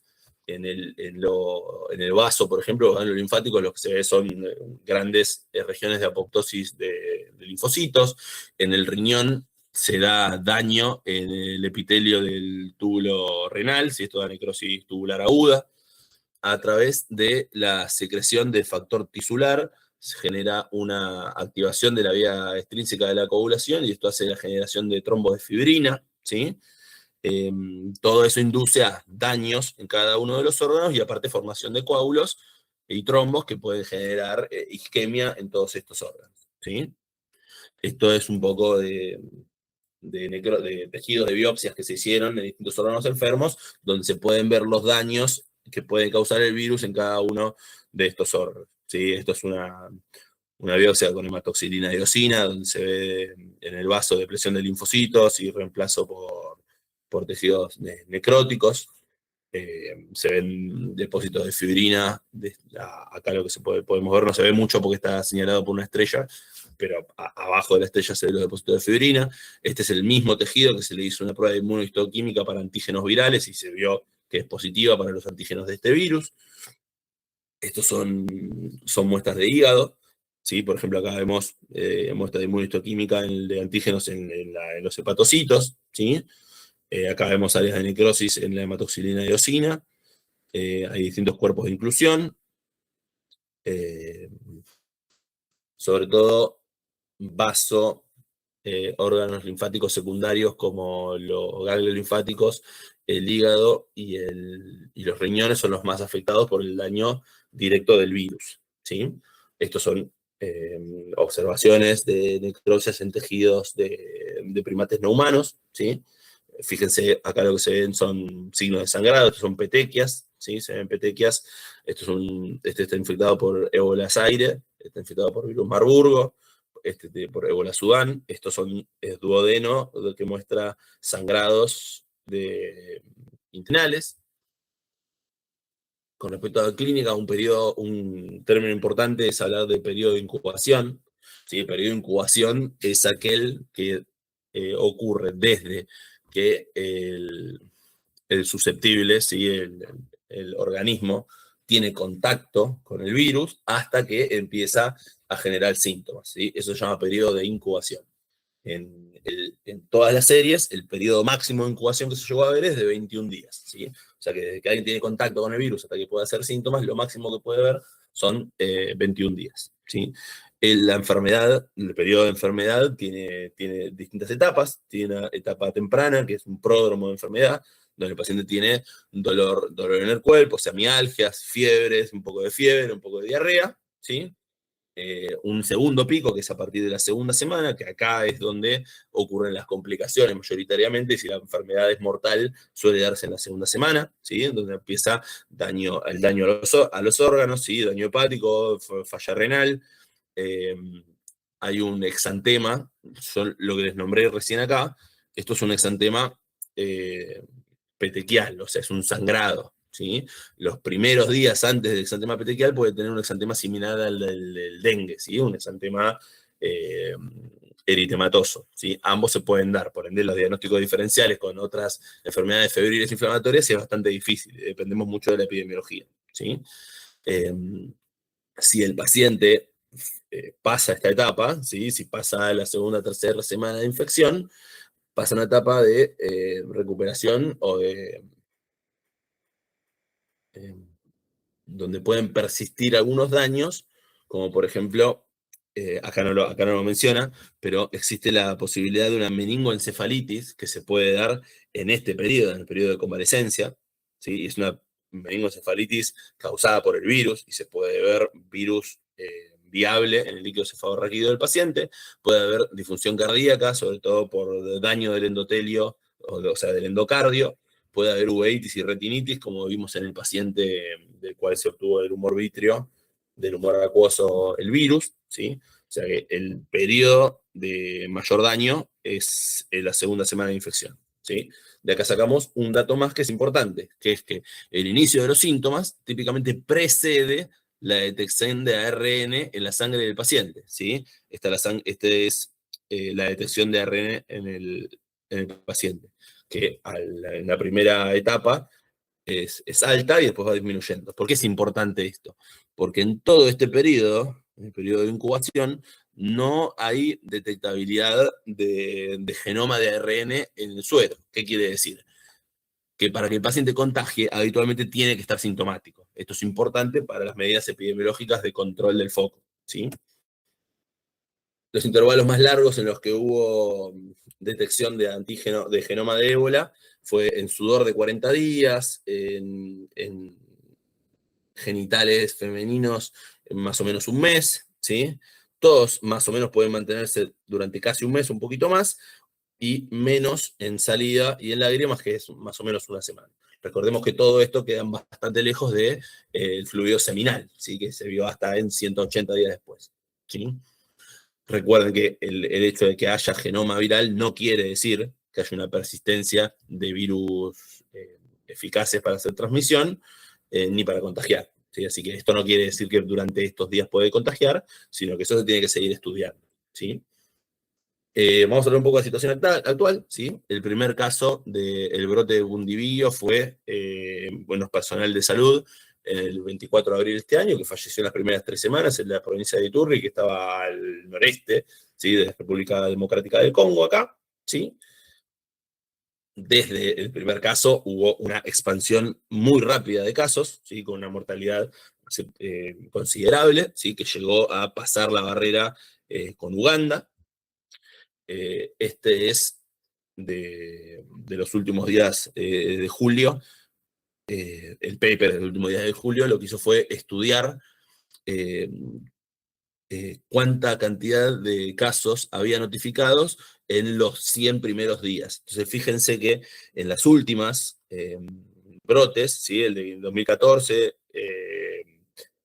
en distintos países y el de República Democrática del Congo del 2018, si bien había transmisión sostenida, era mucho menor la cantidad de casos que lo que está ocurriendo en este brote. Lo alarmante de este brote no es solo la mortalidad, sino que la cantidad de casos por unidad de tiempo están siendo mucho mayores que en los brotes previos, ¿sí? Si bien el 28 de hora de julio el ministro de Salud de Uganda declaró que finalizó el brote en el país porque ya pasaron 42 días desde el último caso, 42 días es el doble del periodo de incubación, por eso pueden determinar que se terminó. Sin embargo, el brote en República Democrática del Congo sigue muy activo, ¿sí? De las zonas sanitarias que estaban afectadas al principio, más de 2/3 siguen afectadas y hubo casos los últimos 7 días, ¿sí? Hay muchos casos de trabajadores de salud como riesgo ocupacional, con una mortalidad de estos trabajadores más o menos del 20-29%, ¿sí? Estos son la cantidad de casos que ha habido en este brote desde que empezó. A todo esto le podemos sumar un caso no letal importado en Francia, pero todo el resto fue en la zona del cinturón subsahariano de África, ¿sí? Hubo en total 3.300 casos con 1.400 muertes, más o menos, 3.381 casos, con 1.489 muertes confirmadas, con una tasa de letalidad cruda de 44%, ¿sí? Lo cual es bastante alta para la mortalidad de virus Bundibugyo, que va entre el 30 y el 50% habitualmente. O sea, es casi la máxima para virus Bundibugyo, ¿sí? ¿A qué se puede deber esta extensión tan rápida de este brote? Es que en estos países, en República Democrática del Congo, están sufriendo una crisis humanitaria y social muy importante, ¿sí? Donde se están dando desplazamientos internos masivos y, y hay refugiados y distintos campos de refugiados, ¿sí? Esto genera mucho caos, ¿sí? Hay violencia armada, tanto desde el ejército del gobierno como de grupos de población local. Esto genera desconfianza en el gobierno y por ende desconfianza y disminución de la credibilidad de los servicios de salud. ¿Sí? Esto genera violencia incluso hacia el personal de salud. ¿Sí? Todo esto genera que la situación sea muy difícil de controlar y hasta que esta efervescencia no baje un poco, es probable que el virus siga teniendo susceptibles para infectar y que siga habiendo casos. Por ahora, no hay indicios de que esté bajando la tasa de infección. ¿Sí? Y recuerden que el de 2014 duró 2 años, así que esto puede mantenerse durante varios meses más. ¿Sí? Entonces, ¿cómo tratamos de hacer prevención para el ébola? Lo primero, lo más importante es concientización y visualización. ¿Sí? Si no conocemos un problema, no vamos a poder evitarlo.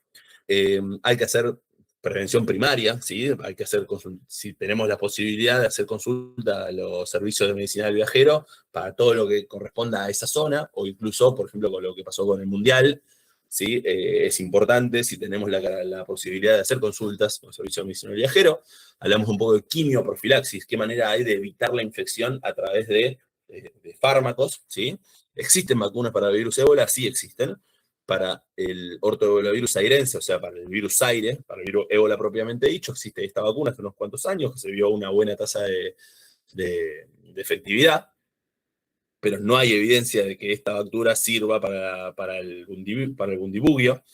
Para el bundibugiense, que es para este brote, hay vacunas candidatas, ¿sí? Está esta vacuna, que es una vacuna recombinante que utiliza un esqueleto de virus de la estomatitis vesicular, que pareciera que en estudios in vitro podría ser válida, pero falta casi un año para que esto pueda empezar a hacerse estudios en poblacionales.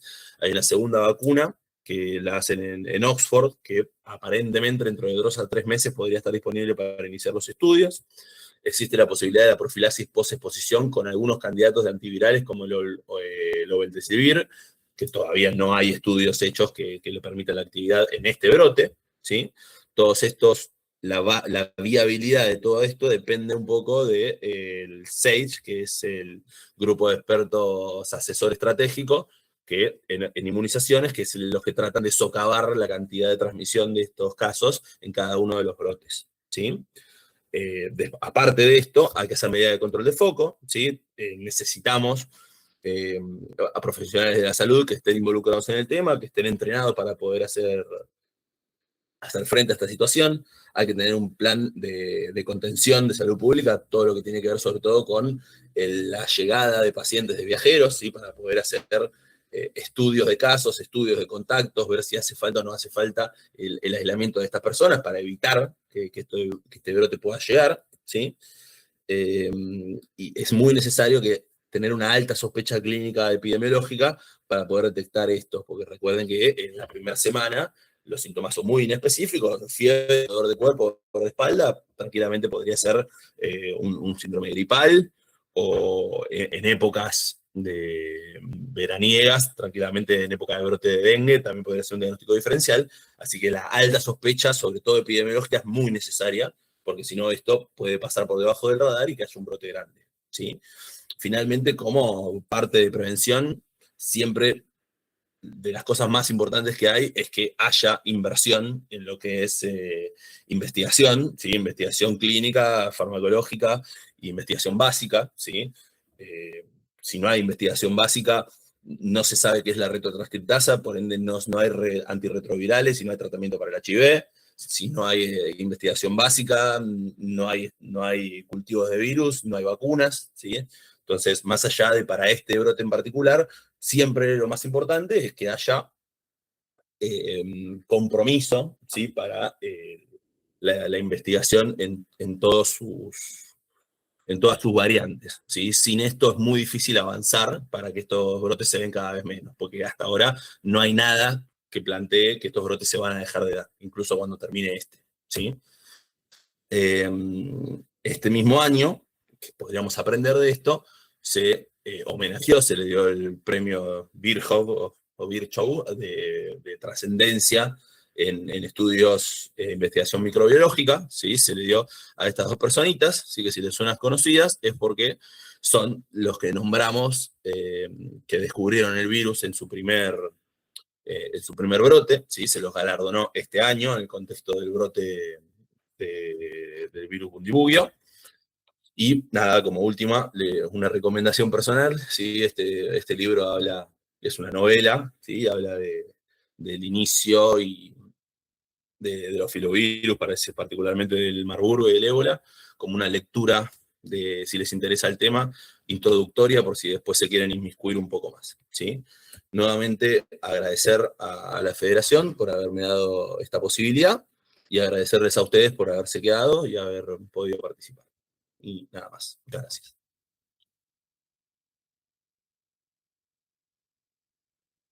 Bueno, muchas gracias, No sé doctor. si hay dudas, preguntas.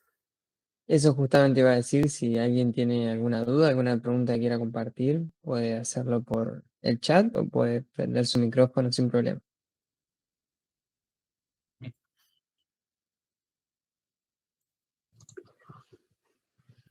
Hola Ignacio, ¿cómo estás?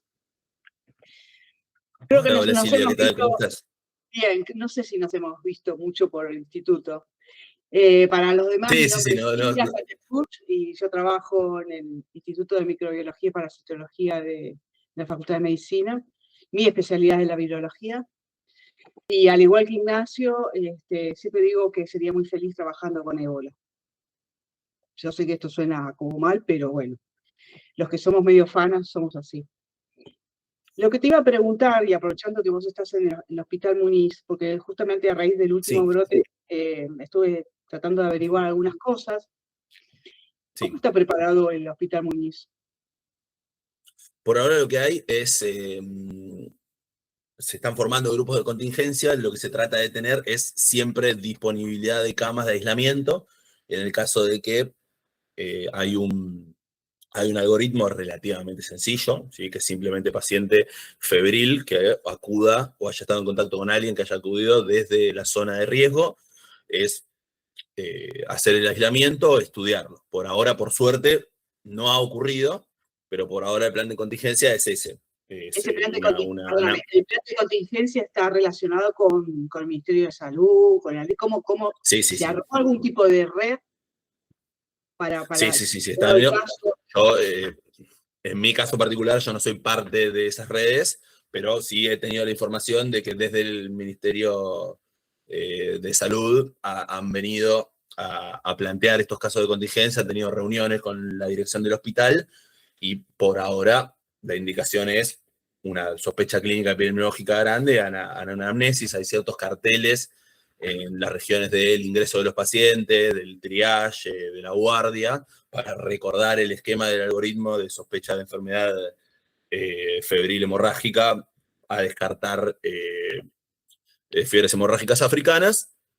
Por ahora termina ahí el plan. No sé Y cómo todo lo será a que nivel la toma de de muestra, viajes. sí, y lo que es toma de muestra y laboratorio, ¿se haría en el Muniz o en el Malbrán? En el Malbrán, Eso no, discúlpame, en el Malbrán sí, yo sé que sí, el laboratorio de sí, Hantavirus es el que tiene el sí, protocolo para ébola, para hacer claro. todo lo que es No, detección. no te sabría decir, eso te desconozco. Podríamos hablar con Lili, que es la que se encarga de la parte de laboratorio de virología. Está bueno, le voy a preguntar, pero no quiero hablar sin saber, no estoy seguro si eso está orquestado ya. Y están haciendo capacitaciones. Sí, hubo charlas Porque es una sobre capacitación, todo, más allá de una clase que estuvo buenísima, sí, no deja de ser una capacitación, digo, porque yo no vengo del palo de la medicina, sino de la biología. Y entonces me parece sí, que sí, es importante, porque sí, más sí, allá estuvo de los viendo, vos dijiste, sí, todas las personas que están relacionadas con los pacientes, que en general son los familiares, que son los que cuidan, son los primeros en caer, y el sí, personal sí, médico, ¿no? Porque está ahí.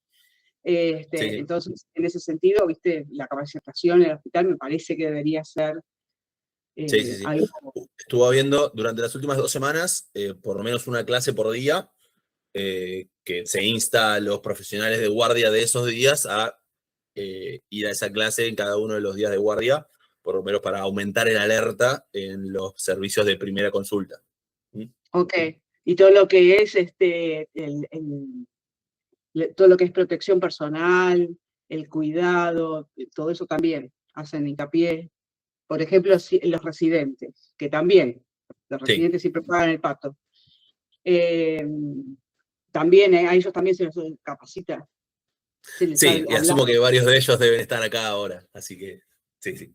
Porque para mí siempre es preocupante los residentes. Los jefes suelen estar en los country, pero bueno. Bueno, acá hay muchos servicios de medicina del viajero y muchos les interesa, así que suelen estar acá también. Pero bueno. Bueno, muchas gracias, Silvia, por la consulta. No, por favor. Buenas noches, Hola, ¿qué tal? doctor. Muy buena su disertación, antes que nada. Bueno, gracias. Quisiera saber si es posible que comparta su presentación.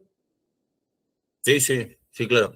Ahora hablan con la federación si tienen alguna plataforma en la cual se pueda subir, si yo no tengo ningún problema. Les agrego la bibliografía, que acá no lo hice porque es muy tedioso, pero hay unas cuantas, así les interesa, la pueden leer. Perfecto, muchísimas gracias. No, por nada, por nada. Acá en el chat, Emiliano pregunta qué es lo que puede hacer la población no capacitada, o sea, la gente, la población en general no vinculada a, a las carreras de la salud para mitigar o detectarlo. Bueno, gracias, Emi. Primero, nos conocemos bien. Lo principal es, en realidad, a nivel pasivo, deberían poder recibir información, o sea, eso depende de que las entidades gubernamentales tomen como tarea hacer la diseminación de la información, ¿sí? Estar al tanto de los casos para poder saber qué riesgo hay. Si actualmente no ha habido casos ni siquiera importados, directamente en Sudamérica, creo, ¿sí? Así que ha habido unos casos sospechosos en Brasil, pero finalizaron no siendo, ¿sí? Entonces, lo mejor que se puede hacer es mantenerse informado, ¿sí? Tener cuidado con todo lo que es fake news y desinformación, ¿sí? La idea no es generar un estado de paranoia poblacional, sino simplemente estar al tanto, paciente o persona que vos conozcas o que la gente conozca que pueda tener sintomatología y que haya venido de un área en el cual está habiendo circulación, ¿sí? La idea no es que poblacionalmente toda persona que tenga fiebre uno piensa que puede tener ébola para nada, ¿sí? Estar tranquilos, no tener un grado de paranoia ni nada por el estilo, y la pregunta muy simple: ¿te fuiste de viaje hace poco? ¿A dónde fuiste? Nada más, ¿sí? Por ahora eso, si esto escala y llegamos a tener algún caso importado, bueno, ahí va a cambiar y seguramente las organizaciones que dependan de esto harán las comunicaciones pertinentes, ¿sí? Por ahora no más que eso.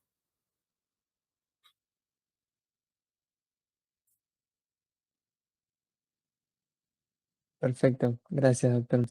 ¿Alguna otra pregunta?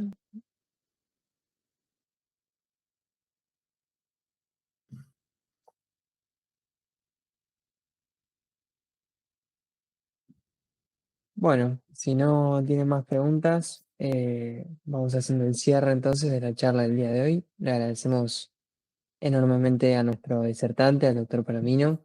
La verdad que expuso con una gran claridad, más allá de que de su aclaración inicial de no ser experto en el tema. La verdad que nos pudo instruir y compartir de gran manera un conocimiento que muchas veces es complejo de poder compartir con los alumnos mismos, y que uno quizás en su formación no termina de vincular completamente la forma en la que uno lo aprende desde lo eh, microbiológico hacia cómo lo puede llevar a la parte clínica, a la parte diagnóstica, a la parte de la investigación, como usted mencionaba. Y la verdad que es un placer para nosotros contar con profesionales como usted y que podamos aprender de su conocimiento. Muchas gracias a todos también por formar parte del día de hoy de esta charla, y esperamos seguir compartiendo este tipo de actividades para mejorar nuestra formación y compartir también conocimiento y terminar ayudando a la comunidad. Bueno, muchas gracias, Alan. Gracias a todos por haber venido. Espero que les haya servido. Y bueno, voy a estar comunicando para poder subirles la clase si la pueden tener y la bibliografía. ¿Mm? Sí, perfecto. Muchas Bueno, gracias. hasta luego, que estén bien. Adiós.